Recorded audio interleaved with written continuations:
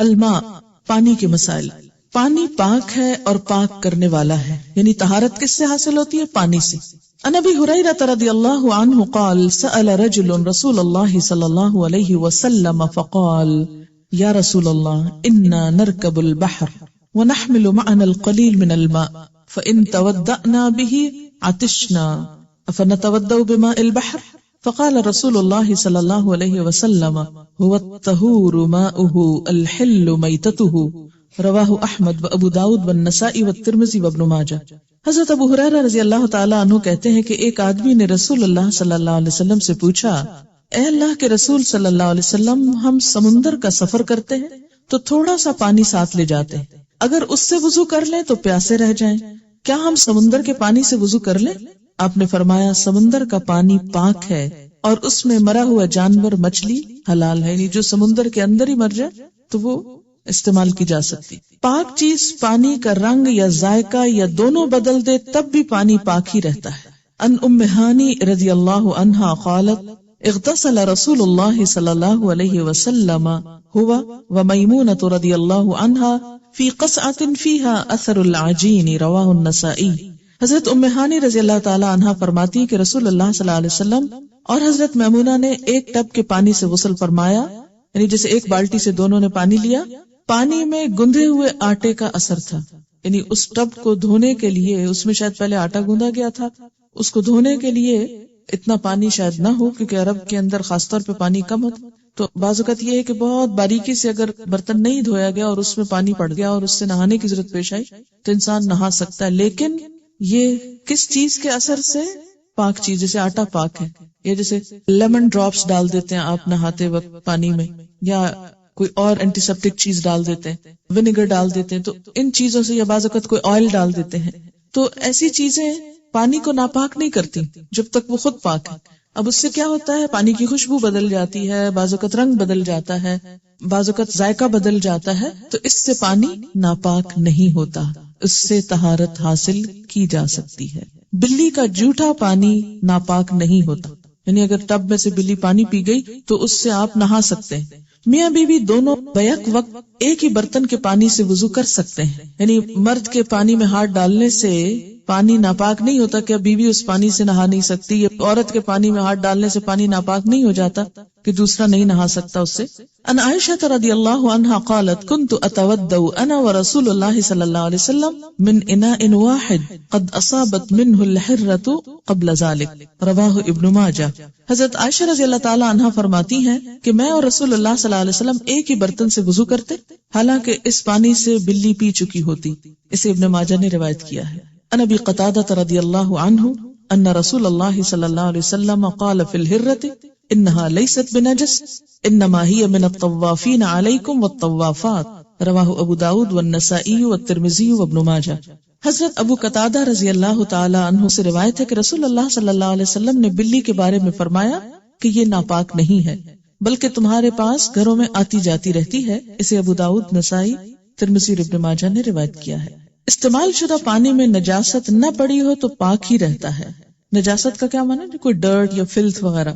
ان جابر بن عبد اللہ رضی اللہ عنہما قال جاء رسول اللہ صلی اللہ علیہ وسلم یعودنی وانا مريض لا اعقل فتودأ وصب علي من وضوئه فاقلت رواہ البخاری. حضرت جابر بن عبداللہ رضی اللہ تعالی عنہما کہتے ہیں کہ میں بیماری کی وجہ سے بے ہوش تھا، بخار وغیرہ ہوگا شاید. رسول اللہ صلی اللہ علیہ وسلم میری بیمار پرسی کے لیے تشریف لائے، آپ نے وضو کیا اور وضو سے بچا ہوا پانی مجھ پر ڈال دیا. یعنی جیسے کسی اونچی جگہ پر بیٹھ کے وضو وغیرہ کرتے ہیں، ہاتھ دھوئے، بازو دھوئے، چہرہ دھویا، تو وہ جو پانی بچا وہ پانی صرف جسم کو ٹچ کرنے سے ناپاک نہیں ہو جاتا، اسی پانی کو آپ نے جابر کے اوپر ڈال دیا تو ان کو ہوش آ گیا. اسے بخاری نے روایت کیا ہے. پانی میں نجاست شامل ہو جائے تو پانی ناپاک ہو جاتا ہے. ان جابر رضی اللہ عنہ ان رسول اللہ صلی اللہ علیہ وسلم انہ نہا ان یبال فی الماء الراکد رواہ مسلم. حضرت جابر رضی اللہ تعالی عنہ سے روایت ہے کہ رسول اللہ صلی اللہ علیہ وسلم نے کھڑے پانی میں پیشاب کرنے سے منع فرمایا. کھڑا پانی سے مراد کیا ہے؟ جیسے کسی ٹب میں ہے، بالٹی میں ہے، یا کسی ایسی جگہ پر ہے جو بہ نہیں رہا، پونڈ ہے لیکن چھوٹا ہے. اسے مسلم نے روایت کیا ہے. آداب الخلاء.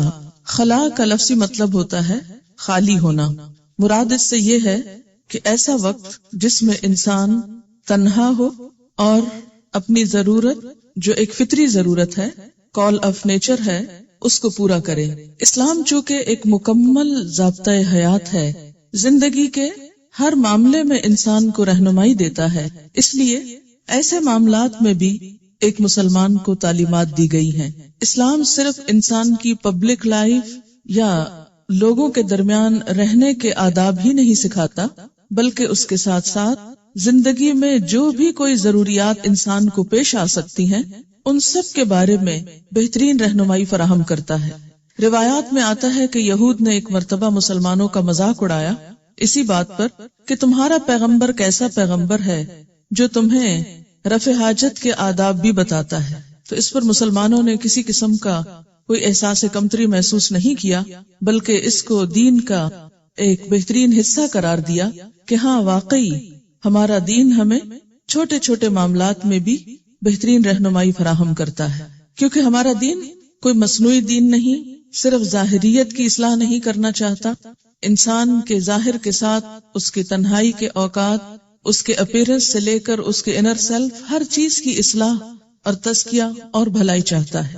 اسی لیے یہ آداب ہمیں سکھائے گئے ہیں۔ پہلی بات یہ کہ بیت الخلاء میں داخل ہونے اور نکلنے کے وقت دعا پڑھنا چاہیے، یعنی اس موقع پر بھی رب کو نہیں بھولنا چاہیے۔ ٹوائلٹ میں جاتے ہوئے کیا پڑھا جائے؟ ان انس رضی اللہ عنہ قال کان رسول اللہ صلی اللہ علیہ وسلم اذا دخل الخلاء یقول اللہم انی اعوذ بک من الخبث والخبائث، متفق علیہ۔ حضرت انس رضی اللہ تعالی عنہ فرماتے ہیں کہ رسول اللہ صلی اللہ علیہ وسلم جب بیت الخلاء میں داخل ہوتے تو فرماتے اللہم انی اعوذ بک من الخبث والخبائث، یا اللہ میں ناپاک جنوں اور جننیوں سے تیری پناہ مانگتا ہوں۔ اسے بخاری اور مسلم نے روایت کیا ہے۔ یاد رکھیے کہ گزشتہ زمانے میں لوگوں کے گھروں کے اندر ایسے انتظامات نہیں تھے۔ ایسی ضرورت پوری کرنے کے لیے لوگ عموماً گھر سے باہر دور خالی جگہ پر خلا میں چلے جاتے، جہاں دور دور تک کوئی نظر نہ آتا، ویرانہ جگہ ہوتی، اور ویرانہ ہونے کی وجہ سے بھی بسا اوقات اس بات کا خدشہ ہوتا کہ جن یا مؤنث جن یعنی جننیاں انسان پر حملہ آور نہ ہو۔ کیوں؟ اس لیے کہ ایسے موقع پر یعنی شیطان جو ہے وہ گندگی کو پسند کرتا ہے، عموماً جنوں کا ٹھکانہ ویرانوں میں ہوتا ہے، تو اس بات کا خطرہ تھا کہ وہ انسان کو نقصان نہ دے۔ ہم دیکھتے ہیں کہ دور جاہلیت میں عرب ایسی جگہوں پر جنوں کی پناہ مانگتے تھے کہ ہم جن کی پناہ میں آتے، جبکہ اللہ کے سوا کسی کی پناہ طلب کرنا درست نہیں۔ اس لیے آپ صلی اللہ علیہ وسلم نے کیا سکھایا کہ میں پناہ مانگتا ہوں اللہ کی تمام جنات سے کہ وہ اس موقع پر نقصان نہ دیں۔ یہاں یہ بات ذہن میں رہے کہ جنات صرف ویرانوں میں یا خالی جگہوں میں، بے آباد جگہوں میں ہی نہیں ہوتے، وہ ناپاک اور نجس جگہوں پر بھی ہوتے ہیں۔ اس لیے خواہ ٹوائلٹ گھر کے اندر ہو پھر بھی یہ دعا پڑھنا مسنون ہے۔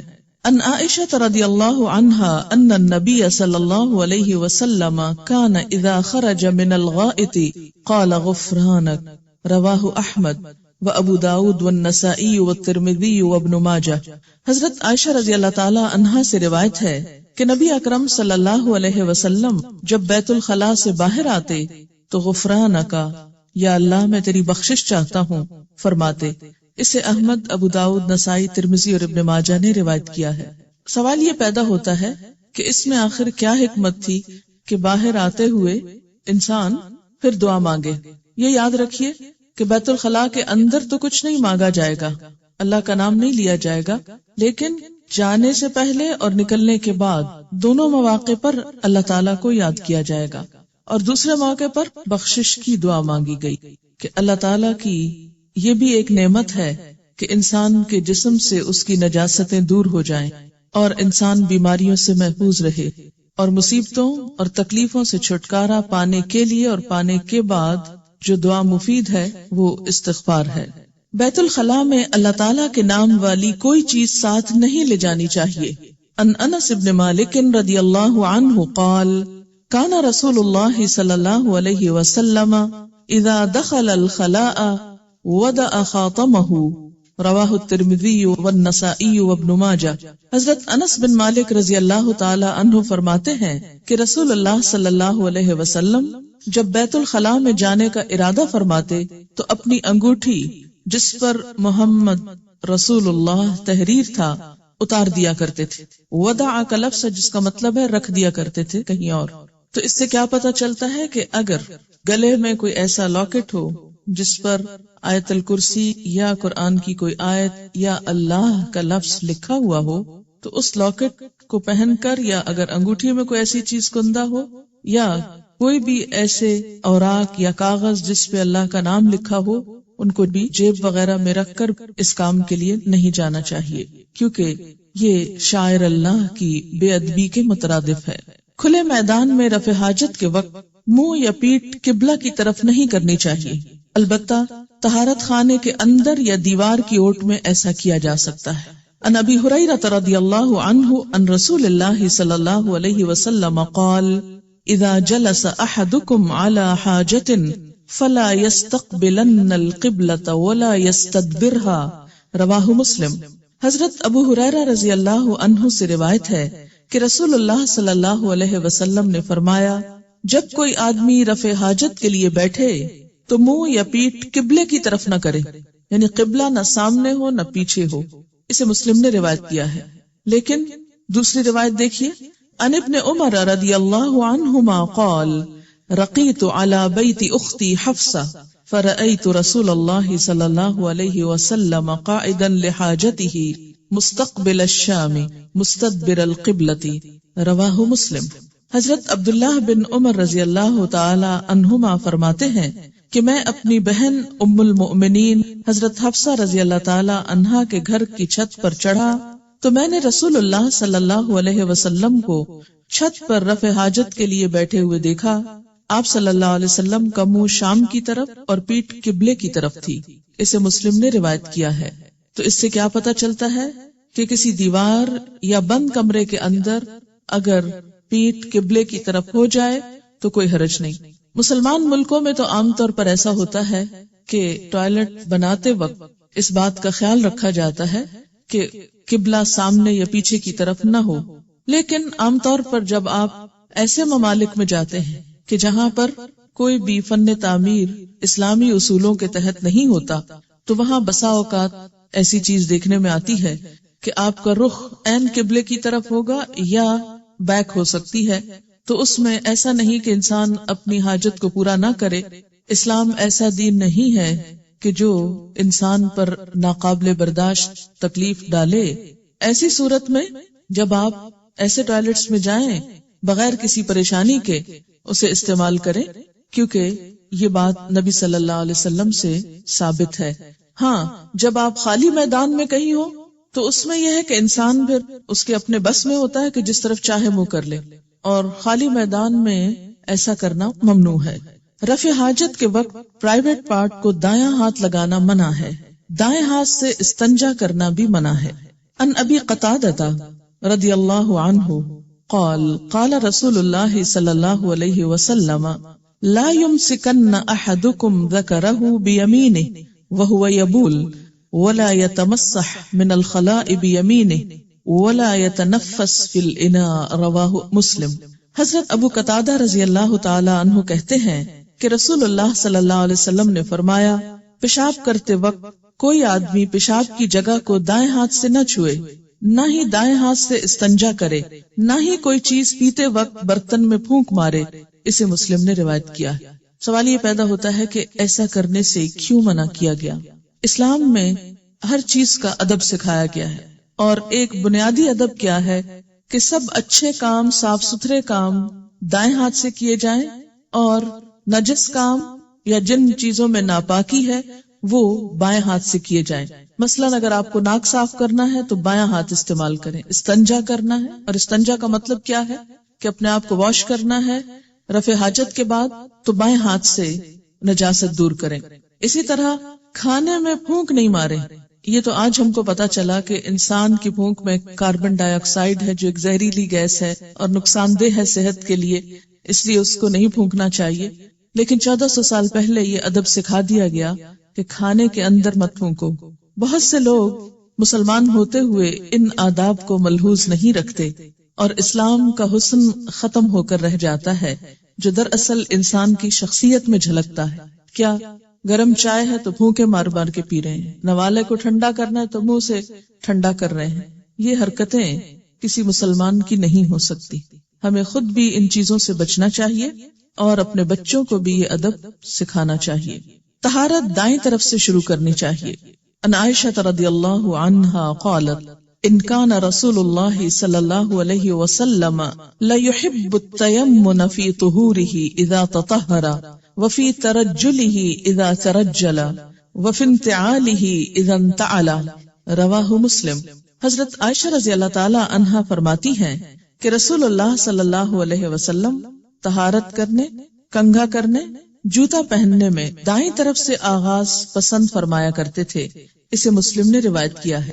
کان رسول اللہ صلی اللہ علیہ وسلم لا يحب التیمن فی طہورہ اذا تطہر وفی ترجلہ اذا ترجل وفی انتعالہ اذا انتعل. رواہ مسلم. طہارت کرنے میں جیسے ہاتھ دھو رہے ہیں تو پہلے دایاں ہاتھ، مثلاً آپ برش کر رہے ہیں تو پہلے دائیں طرف کے دانتوں کو صاف کیا جائے، کنگھی کر رہے ہیں تو پہلے دائیں طرف کے بال جو ہیں ان کو سیدھا کیا جائے. اسی طرح جوتا پہن رہے ہیں تو پہلے دایاں جوتا پہنا جائے. کرنے کو یہ چھوٹے چھوٹے کام ہیں لیکن یہی ایک مسلمان کی شناخت بن جاتے ہیں. راستے اور سائے کی جگہ میں رفع حاجت کرنا منع ہے. عن ابی ہریرہ رضی اللہ عنہ ان رسول اللہ صلی اللہ علیہ وسلم قال اتقوا اللاعنین قالوا وما اللاعنان یا رسول اللہ قال الذي يتخلى في طريق الناس او في ظلهم. رواہ مسلم. حضرت ابو ہریرہ رضی اللہ تعالی عنہ سے روایت ہے کہ رسول اللہ صلی اللہ علیہ وسلم نے فرمایا لوگو لعنت کے دو کاموں سے بچو. صحابہ کرام نے عرض کیا یا رسول اللہ صلی اللہ علیہ وسلم لعنت کے وہ دو کام کون سے ہیں؟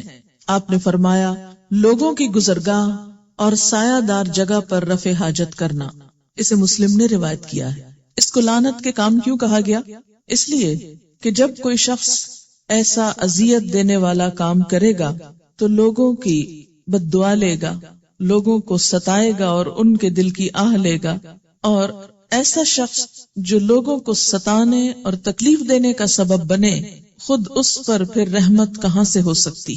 لعنت کا مطلب کیا ہے؟ رحمت سے محرومی. کبھی بھی کسی گزرگاہ میں، گزرنے کی جگہ پر اور سایہ دار جگہ پر جو لوگوں کے بیٹھنے، آرام کرنے یا سکون لینے کی ہو، یا اس کے علاوہ کوئی بھی اور جگہ جو دوسروں کے سامنے ہو، یعنی جہاں لوگوں کی نظر پڑتی. اگر اس چیز کو سامنے رکھ کر دیکھا جائے تو آپ دیکھیں کہ ہمارے ہاں جو گلیوں بازاروں میں لوگ بیٹھ کر سر عام ایسے کام کر رہے ہوتے ہیں، وہ کس قدر ناپسندیدہ ہے. اس سے پتہ چلتا ہے کہ ہم کہنے کو تو مسلمان ہیں لیکن اسلامی اخلاق و آداب سے دور دور کا واسطہ نہیں، اس لیے کہ سکھائی نہیں گئی. ایسی باتیں تو ویسے ہی کوئی نہیں کرتا کہ یہ شرم و حیا کی باتیں. راستوں پہ بیٹھنا تو شاید حیا ہے اور اس سے منع کرنا شرم و حیا کے خلاف ہے، کیونکہ سب ویلیوز پلٹ گئی.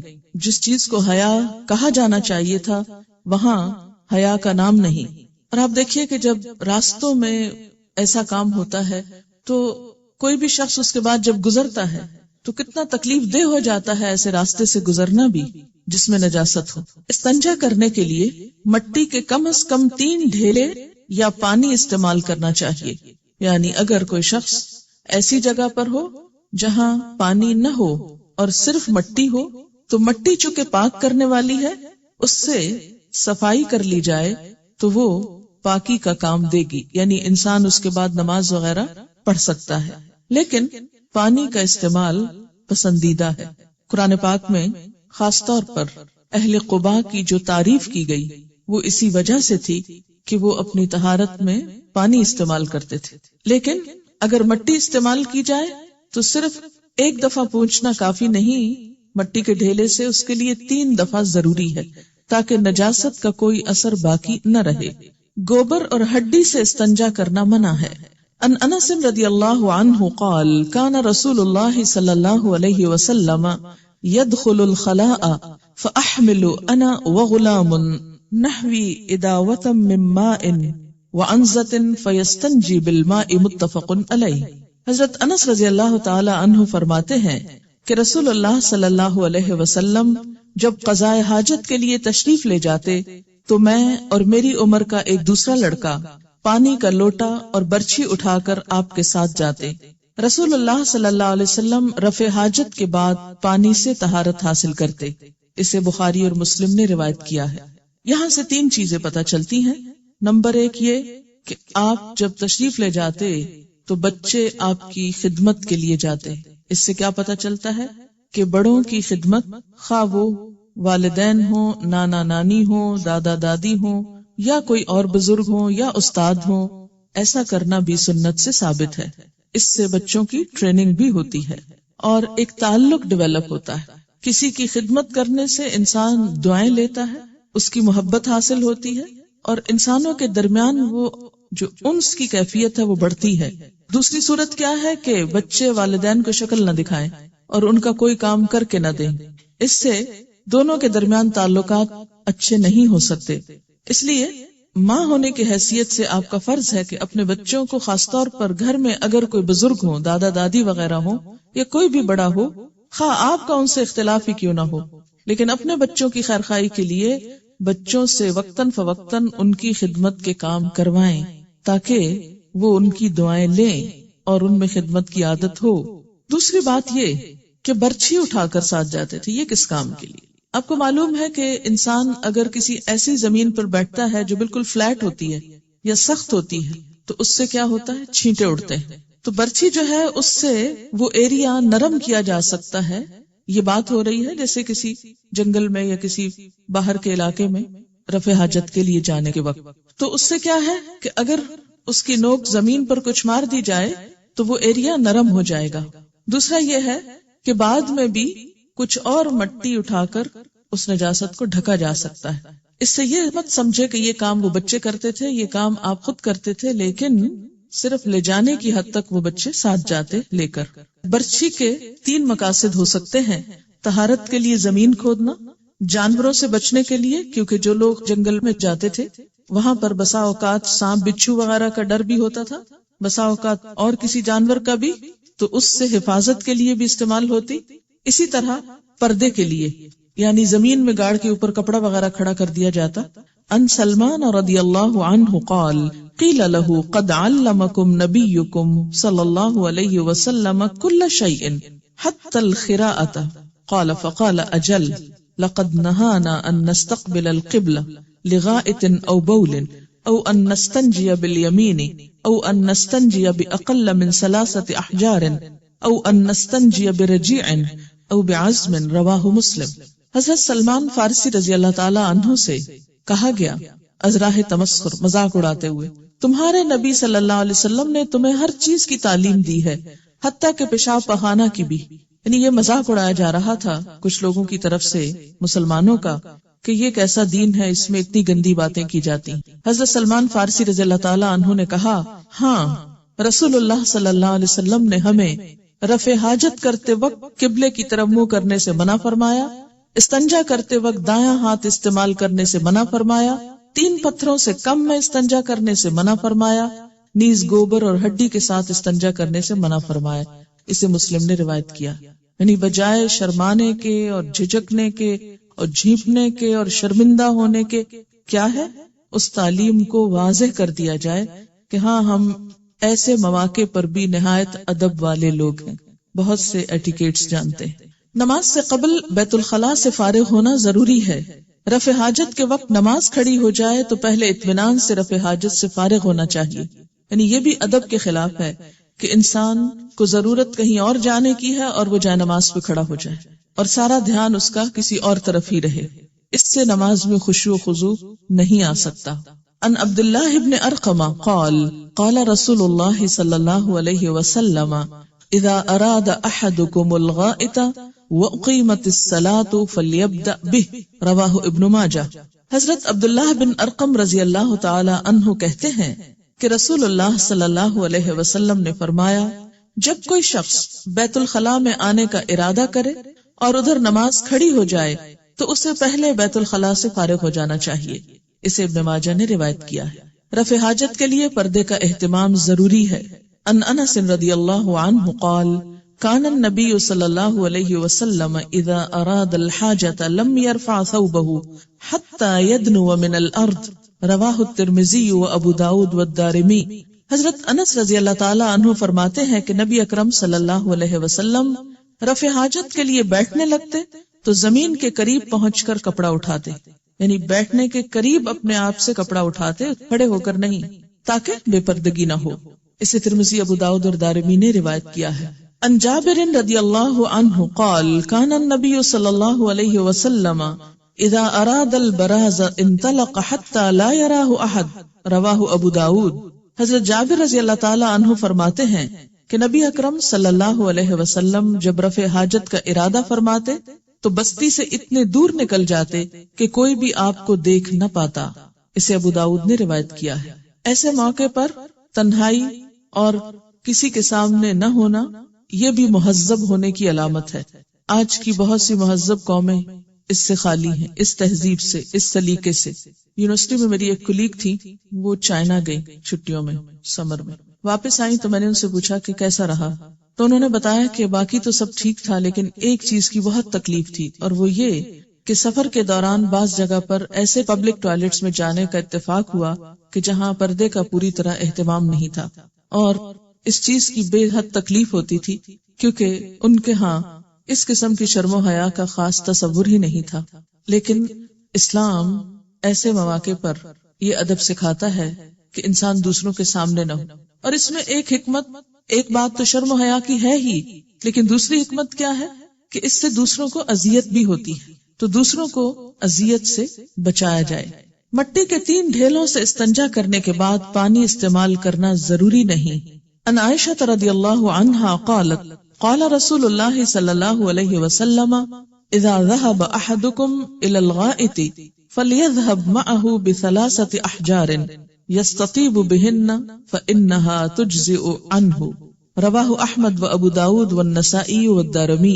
حضرت عائشہ رضی اللہ تعالی عنہا کہتی ہیں کہ رسول اللہ صلی اللہ علیہ وسلم نے فرمایا، جب رفع حاجت کے لیے جاؤ تو مٹی کے 3 ڈھیلے ساتھ لے جاؤ، پانی کی بجائے یہی کافی ہیں، یعنی ڈھیلوں سے مکمل طہارت حاصل ہو جائے گی جس کے بعد نماز پڑھنا جائز ہے، الا یہ کہ اگر پانی ہو تو استعمال کرنا افضل ہے، اگر نہیں تو دل میں کوئی خلش نہ رہے کہ ہم ناپاک ہیں اور ہم نماز نہیں پڑھ سکتے۔ مٹی سے بھی مکمل طہارت حاصل ہو جاتی۔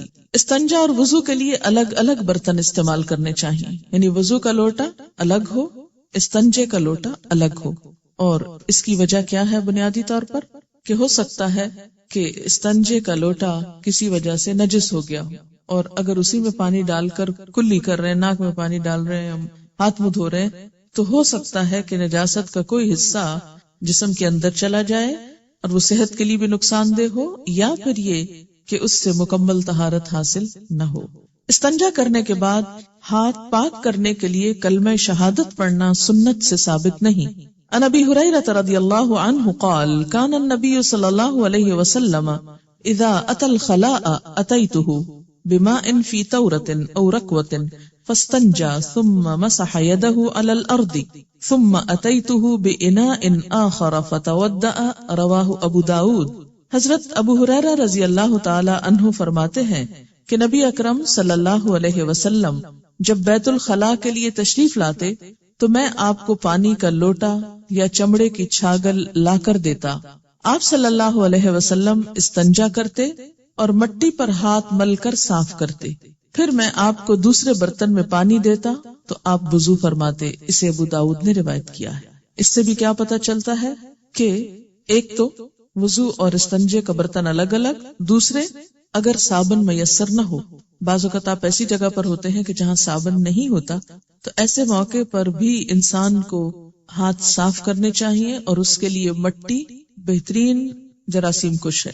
مٹی کے ساتھ ہاتھ رگڑ کر، جیسے برتنوں کے اوپر بسا اوقات لوگ راکھ اور مٹی وغیرہ مل کے ان کو صاف کرتے ہیں، اسی طرح ہاتھوں کے اوپر بھی مٹی مل کے ان کو دھویا جا سکتا ہے۔ رفع حاجت کے دوران بات کرنا منع ہے۔ ان ابن عمر رضی اللہ عنہما ان رجلا مر ورسول اللہ صلی اللہ علیہ وسلم یبول فسلم فلم يرد علیہ، رواہ مسلم۔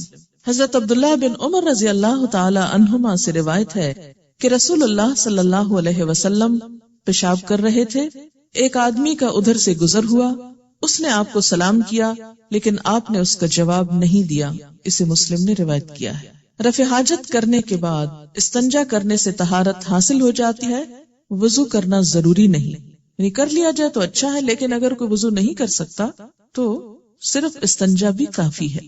ان ابن عباس رضی اللہ عنہما یقول كنا عند النبي صلی اللہ علیہ وسلم فجاء من الغائط وأتي بطعام فقيل له ألا تتوضأ قال لما للصلاة، رواہ مسلم۔ حضرت عبداللہ بن عباس رضی اللہ تعالی عنہما فرماتے ہیں کہ ہم نبی اکرم صلی اللہ علیہ وسلم کے پاس تھے، آپ رفع حاجت کے بعد تشریف لائے تو کھانا لایا گیا، عرض کیا گیا آپ کھانے سے پہلے وضو نہیں فرمائیں گے؟ آپ نے ارشاد فرمایا کیا نماز پڑھنا ہے کہ وضو کروں؟ اسے مسلم نے روایت کیا ہے۔ اور اس سے کتنی آسانی ہو گئی، ورنہ اگر استنجا کے بعد وضو بھی لازم ہوتا تو لوگ کتنی مشقت میں پڑ جاتے۔ رفع حاجت سے طہارت حاصل کرنے کے بعد ہاتھوں کو مٹی یا صابن وغیرہ سے اچھی طرح صاف کرنا چاہیے۔ ان میمونہ رضی اللہ عنہا ان النبی صلی اللہ علیہ وسلم اغتسل من الجنابۃ فغسل فرجه بيده ثم دلك بها الحائط ثم غسلها ثم تودأ وضوءه للصلاة، رواہ البخاری۔ حضرت میمونہ رضی اللہ عنہا ام المومنین سے روایت ہے کہ نبی اکرم صلی اللہ علیہ وسلم نے غسل جنابت شروع کیا تو پہلے اپنے بائیں ہاتھ سے شرمگاہ کو دھویا، پھر وہ ہاتھ دیوار پر رگڑا، کس لیے؟ کیونکہ دیوار مٹی سے لیپی ہوئی تھی اور مٹی سے رگڑ کر جیسے صابن سے رگڑتے ہیں، پھر اسے پانی سے دھویا، پھر نماز کے وضو کی طرح کا وضو کیا، اسے بخاری نے روایت کیا ہے۔ کھڑے ہو کر پیشاب کرنا منع ہے، البتہ بیماری یا تکلیف کے باعث کھڑے ہو کر پیشاب کرنے کی رخصت ہے۔ ان عائشہ رضی اللہ عنہا قالت من حدثکم ان رسول اللہ صلی اللہ علیہ وسلم بال قائما فلا تصدقوه ما كان يبول الا جالسا، رواہ احمد والنسائی والترمذی وابن ماجہ۔ حضرت عائشہ رضی اللہ تعالی عنہا فرماتی ہے کہ جو شخص یہ کہے کہ رسول اللہ صلی اللہ علیہ وسلم کھڑے ہو کر پیشاب کرتے تھے، اس کی تصدیق مت کرو، کیونکہ آپ صلی اللہ علیہ وسلم ہمیشہ بیٹھ کر پیشاب کرتے تھے، اسے احمد، نسائی، ترمذی، ابن ماجہ نے روایت کیا۔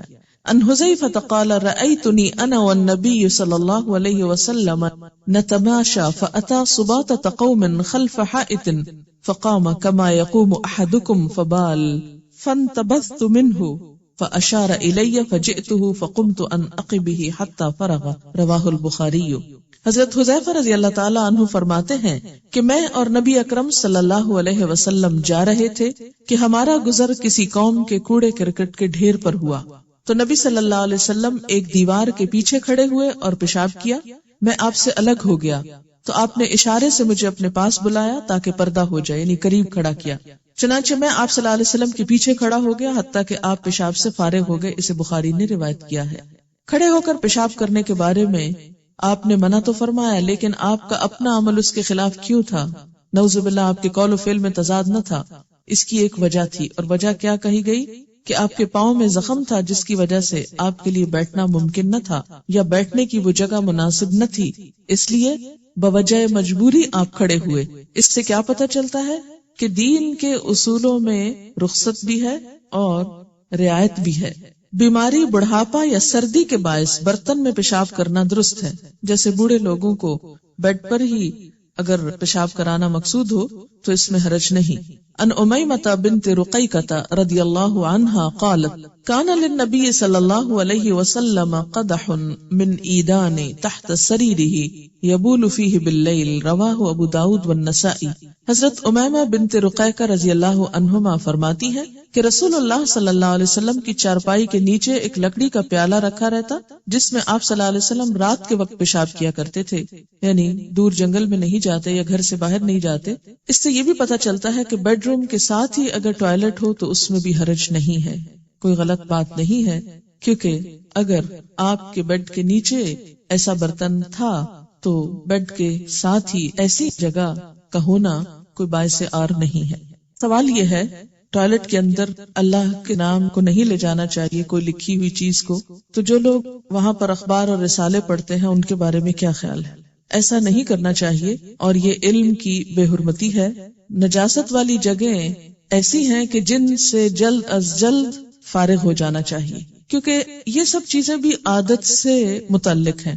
آپ جس طرح اپنے آپ کو ٹرین کریں گے، بلکہ بچپن سے جس طرح آپ بچوں کو ٹرین کریں گے، اسی طرح بڑے ہو کر وہ عادتیں پختہ ہو جاتی ہیں۔ تو ایسی عادات کو بدلنا چاہیے۔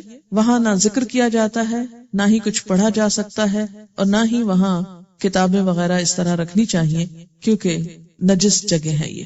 ان کا سوال ہے اگر کوئی بچہ بچپن سے لیفٹ ہینڈڈ ہو تو اس کے بارے میں کیا حکم ہے؟ اس کو بھی بچپن سے کھانے اور استنجا کے لیے یہ سینس دی جانی چاہیے کہ کھاتے وقت دایاں ہاتھ استعمال ہو، اگرچہ لکھتے وقت وہ الٹا یا اور باقی کاموں میں استعمال کر رہا ہے تو کوئی حرج نہیں۔ اگر واقعی اس کی کوئی ایسی ریزنز ہیں تو زبردستی جبرن سیدھا ہاتھ نہ استعمال کروائیں، اللہ یہ کہ ٹریننگ دینی پڑتی ہے۔ آپ دیکھیے کہ جب بچے چھوٹے ہوتے ہیں تو میں نے یہ دیکھا ہے کہ عموماً وہ بایاں ہاتھ زیادہ استعمال کرتے، لیکن ڈانٹے ڈپٹے بغیر اور غصہ کیے بغیر آپ آرام سے اس کو دائیں طرف لے آئیں، ٹرین کر دیں، تو ایسا کرنا اگرچہ تھوڑا مشکل ہوگا لیکن ہو جاتا ہے۔ آپ کو معلوم ہے کہ جیپنیز اپنے بچوں کو صرف دائیں ہاتھ سے نہیں بائیں ہاتھ سے بھی لکھنا سکھاتے ہیں، ایکولی دونوں ہاتھوں سے لکھنا سکھاتے ہیں بچپن سے، اور بچے سیکھ جاتے ہیں۔ بچوں کو آپ جس طرح چاہیں ٹرین کر لیں۔ حضرت عمر رضی اللہ تعالیٰ عنہ کے بارے میں بھی آتا ہے کہ وہ دونوں ہاتھوں میں برابر کی قوت رکھتے تھے، دونوں ہاتھ استعمال کر سکتے تھے۔ لیکن یہ ہوتا ہے کہ کسی شخص کے ایک ہاتھ میں قوت زیادہ ہوتی ہے دوسرے کی نسبت، اور بعض لوگوں کی یہ بائیں ہاتھ میں زیادہ ہوتی ہے۔ پھر بسا اوقات والدین کی غفلت سے وہ چیز روٹین یا عادت میں شامل ہو جاتی ہے۔ ایسی شکل میں بھی نجاست کے لیے بایاں ہاتھ ہی مخصوص ہونا چاہیے اور کھانے کے لیے دایاں ہاتھ، کیونکہ ایک حدیث میں آتا ہے کہ ایک شخص جو بائیں ہاتھ سے کھا رہا تھا، آپ نے اس کو بائیں ہاتھ سے کھانا منع کیا تو اس نے کہا میں دائیں سے کھا نہیں سکتا، تو آپ ناراض ہوئے اور فرمایا خدا کرے کبھی نہ کھا سکو۔ اور پھر کہا جاتا ہے کہ وہ شخص مرتے دم تک اپنا دایاں ہاتھ منہ تک نہ لے جا سکا۔ تو اس سے پتہ چلتا ہے کہ نبی صلی اللہ علیہ وسلم نے اس چیز کو بہت سخت ناپسند کیا کہ کھانے کے وقت بایاں ہاتھ استعمال کیا جائے۔ یہ جو ٹوائلٹس ہیں یا نجس جگہ ہیں، یہ شیطان کی آماج گاہیں بھی ہوتی ہیں، اور اس کے علاوہ ناپسندیدہ جگہ بھی ہیں۔ ایسی جگہوں پر بلا ضرورت بہت دیر بیٹھے رہنا یہ درست نہیں ہے، کیونکہ جادوگر عموماً نجس چیزوں کا استعمال کرتے ہیں جادو میں، اور جنات کا حملہ بھی یہیں پر ہوتا ہے، انگزائٹی وغیرہ کے امراض پیدا ہو سکتے ہیں۔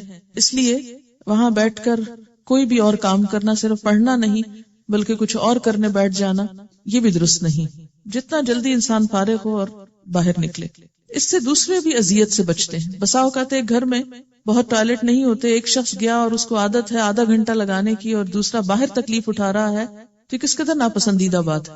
ہسبینڈ اینڈ وائف میں بعض اوقات صرف کلیشز اس بات پر ہو جاتے ہیں کہ ایک جو ہے وہ بہت زیادہ ٹائم اس میں استعمال کرتا ہے اور دوسروں کو بلا وجہ اذیت میں مبتلا کرتا ہے۔ تو اس میں یہ ہے کہ جتنا جلدی انسان ان چیزوں سے فارغ ہو تو بہتر ہے۔ دیکھیں کہ مسلم شاور ہو تو ہاتھ سے استنجا کرنا ضروری ہے یا نہیں؟ صرف شاور سے کیسے استنجا ہو سکتا ہے؟ نجاست کو محسوس کرنا اور پھر اس کو صاف کرنا اور اس کا اطمینان کرنا کہ جسم پر کوئی نجاست باقی نہیں رہی، یہ ضروری ہے۔ اگر بیڈ کے نیچے ہی پیالہ رکھا گیا تو طہارت کیسے ہوگی؟ اس میں یہ ہے کہ طہارت کے دو طریقے ہیں، مٹی کے ڈھیلے بھی اور پانی بھی۔ تو ہو سکتا ہے کہ پانی استعمال کرتے ہو تھوڑا سا، یا یہ کہ مٹی کے ڈھیلے بھی پاس رکھے ہوئے ہوں۔ آج کے دور میں جیسے ٹیشو پیپر وغیرہ استعمال کیا جا سکتا ہے۔ اذان کے وقت بیت الخلاء میں جا سکتے ہیں؟ دیکھیے کہ بیت الخلاء میں ضرورت کے وقت ہی جا سکتے ہیں، اور اگر ضرورت پیش آ گئی ہے تو اس سے کوئی فرق نہیں پڑتا کہ اذان ہو رہی ہے یا کسی مسجد میں درود شریف پڑھا جا رہا ہے یا کہیں تلاوت ہو رہی ہے، کوئی بھی چیز بیت الخلاء میں جانے کو مانے نہیں ہے۔ بس یہ ہے کہ وہاں آپ ساتھ اس کا جواب نہیں دیں گے، یعنی اذان کا جواب وہاں نہیں دیں گے، جیسے سلام کا جواب آپ نے نہیں دیا تو اذان کا جواب بھی نہیں دیں گے۔ ٹھیک ہے، انہوں نے سوال کیا ہے کہ اس کی لاجک کیا ہے کہ وہاں بات کرنا منع ہے۔ پہلی بات تو یہ ہے کہ دین کی بہت سی چیزوں میں اگر لاجک سمجھ نہ بھی آئے تو حکم پر عمل کرنا ضروری ہے، لیکن یہ کہ مسلمان ہونے کی حیثیت سے کوئی حرج بھی نہیں کہ انسان مختلف احکامات کی حکمت جاننے کی کوشش کرے۔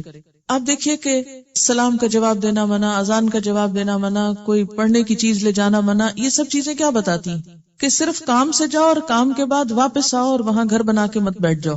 ہاں، مومن پاکیزگی کو پسند کرتا ہے، گندی جگہوں سے اس کو کوئی دلچسپی نہیں ہوتی۔ اذا مروا باللغو مروا کراما۔ ہم واش روم کے اندر ہی وضو بھی کرتے ہیں، تو کیا وضو شروع کرتے وقت بسم اللہ اور دیگر دعائیں پڑھ سکتے ہیں؟ منہ ہلائے بغیر دل کے اندر ہی دعا پڑھ لیں۔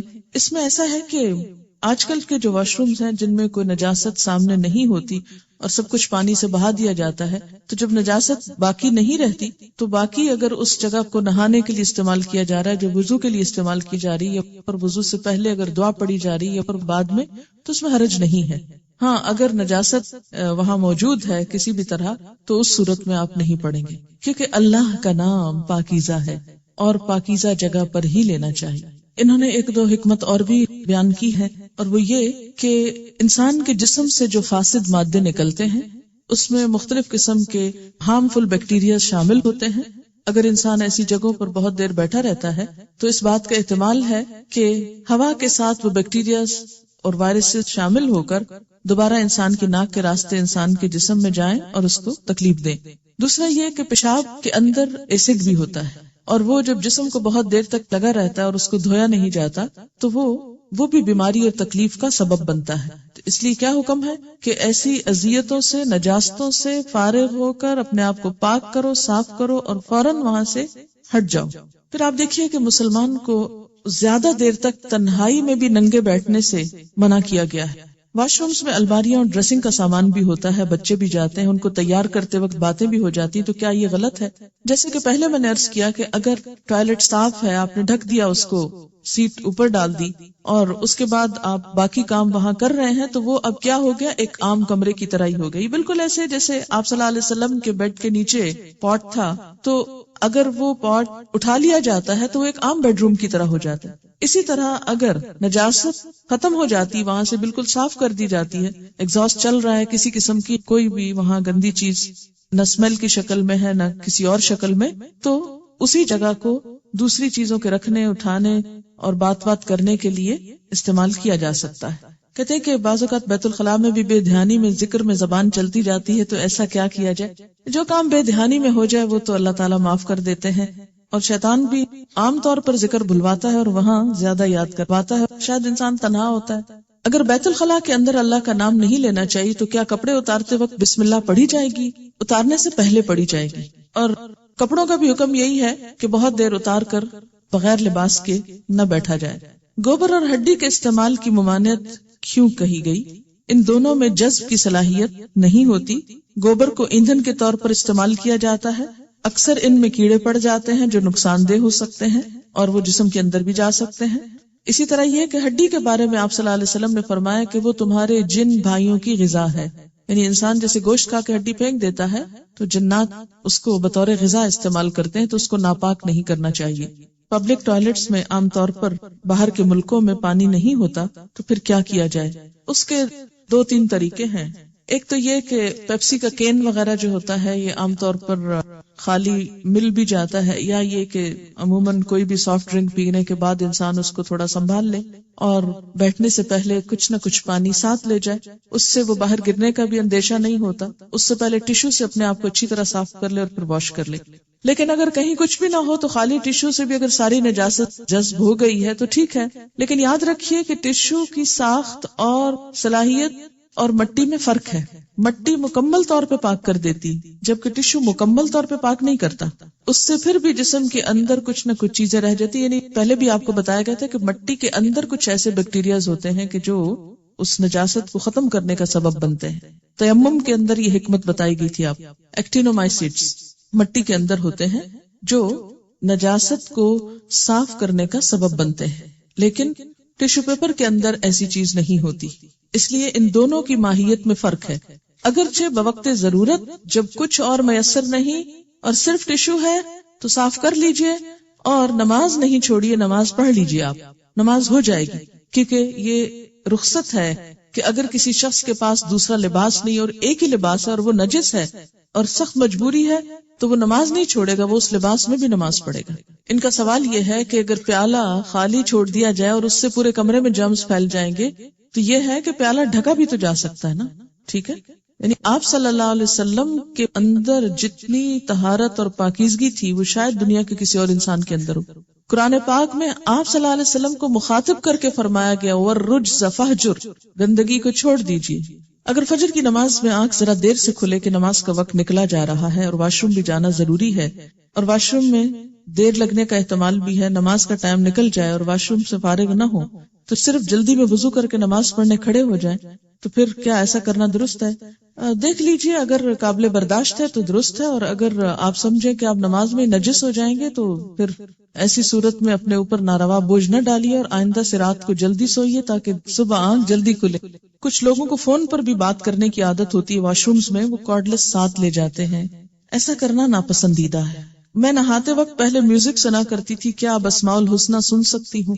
نہیں، کچھ بھی نہیں سنیں گی آپ، بس اپنا کام ختم کریں گی اور جلدی باہر آئیں گی۔ کموڈ کے استعمال میں کوئی حرج نہیں ہے، کہیں ایسا منع نہیں کیا گیا، یہ ہے کہ صرف نجاست سے بچنا ضروری ہے، خواہ کموڈ ہو یا دوسرا WC ہو۔ گلے میں خانہ کعبہ کا لاکٹ پہن کر جایا جا سکتا ہے۔ آپ کو پتا ہے کہ خانہ کعبہ بھی شاعر اللہ میں سے ہے نا، اس کا احترام بھی ضروری ہے، تو ایسے لاکٹ صرف زینت کے مواقع پر پہنی اور باقی اوقات میں اتار دیجیے۔ رفع حاجت کے لیے پردے کا اہتمام ضروری ہے، اس کی دو حکمتیں ہو سکتی ہیں، ایک تو حیا کا تقاضا، دوسرے انسان اور جانور کا فرق بھی۔ جانوروں میں سے بھی بعض ہر جگہ نجاست نہیں بکھیرتے، بہت سمجھدار ہوتے ہیں، لیکن کچھ پرندے وغیرہ یہ نہیں دیکھتے کسی کا سر ہے یا کپڑا ہے یا کیا ہے، وہ شروع ہو جاتے ہیں۔ ایسی جگہوں پر کوئی بات نہ کرنے کی ایک وجہ یہ بھی ہے کہ فرشتے جو ہیں حفاظت کے اور دوسرے فرشتے وہ اس وقت ساتھ چھوڑ دیتے ہیں، تو اس وقت زیادہ دیر لگانا اپنے آپ کو حفاظت سے محروم کرنا، اسی وجہ سے پھر جنات کا حملہ بھی ہوتا ہے نا۔ کیا تسبیح جیب میں رکھ کر باتھ روم جا سکتے ہیں؟ کیا تسبیح شاعر اللہ میں سے ہے؟ وہ تو صرف گننے کا ایک آلہ ہے۔ یاد رکھیے کہ شاعر اللہ صرف وہ ہیں کہ جن کو اللہ تعالیٰ نے خود شاعر بنایا ہے، مثلاً قرآن پاک ہے یا پھر مساجد ہیں یا پھر اسی قسم کی اور چیزیں۔ جو آلات ہیں وہ شاعر نہیں ہیں۔ ان کا جواب بہت اچھے، کہتے ہیں ہم انگلیوں پہ بھی تسبیح پڑھتے ہیں، پھر انگلیاں بھی تو ساتھ لے جاتے ہیں۔ بیسیکلی جو بنیادی فرق ہے وہ کیا ہے کہ ہمیں منع کیا گیا ہے لکھی ہوئی چیز لے جانے سے، ٹھیک ہے؟ خانہ کعبہ کی بات ہوئی تھی، اب آپ کہیں گے وہ تو لکھی ہوئی چیز نہیں، لیکن خانہ کعبہ ماڈل ہے، اللہ نے جس کو اپنا گھر کہہ دیا، اس لیے اس کی بات کچھ